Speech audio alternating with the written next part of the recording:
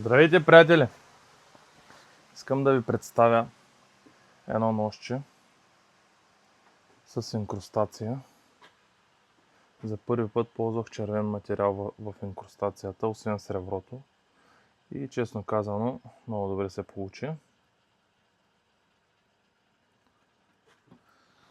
Ножчето е готово за издаване.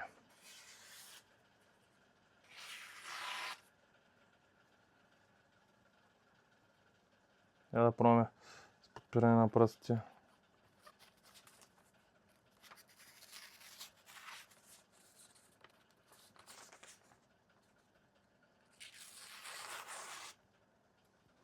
С два пръста.